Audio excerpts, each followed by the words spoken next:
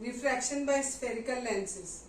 पहले हमने पढ़ा था रिफ्लेक्शन जो हम मिरर के थ्रू कर रहे थे, अब हमें रिफ्रैक्शन पढ़ना है और ये स्फेरिकल लेंस के थ्रू पढ़ना है। सबसे पहले लेंस किसे कहते हैं? लेंस एक ट्रांसपेरेंट मटेरियल का बना हुआ दो सरफेस को अगर हम ऐसे बाउंड कर दें यानी मीन्स आपस में जोड़ दें तो जो फिगर बनता है उसको हम लेंस कहते हैं। ठीक है, सपोज करो ये पूरा एक कांच का बॉल है। ठीक है, इस कांच के बॉल में से हमने यहां से इतना पोर्शन लिया और यहां से इतना पोर्शन लिया और इन दोनों पोर्शन को देखो, ये वाला पोर्शन ऐसे बनाया और ये वाला पोर्शन इस तरीके से बनाया, तो ये हमारा एक लेंस बन गया।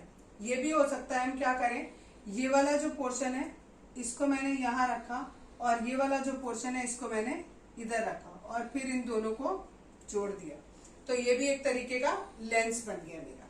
ठीक है, जरूरी नहीं है कि जो दोनों सरफेस हैं, देखो मैंने जो दोनों सरफेस लिए वो मेरे स्फेरिकल है। ठीक है, और जरूरी नहीं होता कि हमारे दोनों ही सरफेस स्फेरिकल हो। ये भी हो सकता है कि एक तरफ हम प्लेन लें, बिल्कुल प्लेन ग्लास लें और दूसरी तरफ हम यहाँ ऐसे लेंस लें।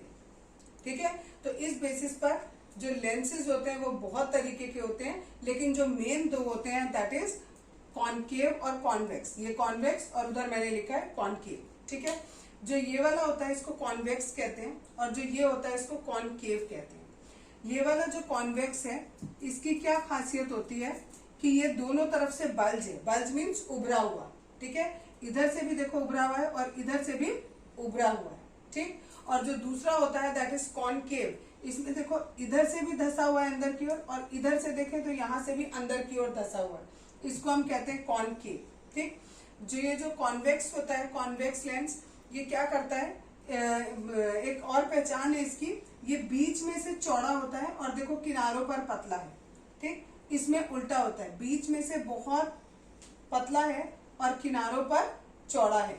ठीक, तीसरी बात जो होती है, इस कॉन्वेक्स लेंस पर जितनी भी रेज आती हैं, देखो ये हमने प्रिंसिपल एक्सिस बनाई, ये आई रे कहाँ से होके जाएगी, फोकस से होके जाएगी। जितनी भी रेज आएंगी कहाँ से होकर जाएंगी, फोकस से होके जाएंगी। तो ये जितनी भी रेज इसके ऊपर पड़ती हैं कॉन्वेक्स लेंस के ऊपर, ये उन सबको एक पॉइंट पे कन्वर्ज कर देता है, इसलिए हम इसको कन्वर्जिंग लेंस भी कहते हैं। ठीक है, इसी का जस्ट उल्टा आपका कॉनकेव लेंस होता है। कॉनकेव लेंस के ऊपर जितनी भी रेज आएंगी पैरेलल, वो सारी की सारी डाइवर्ज हो जाएंगी और हमें लगेगा कि वो लाइन कहाँ से आ रही है, फोकस से आ रही।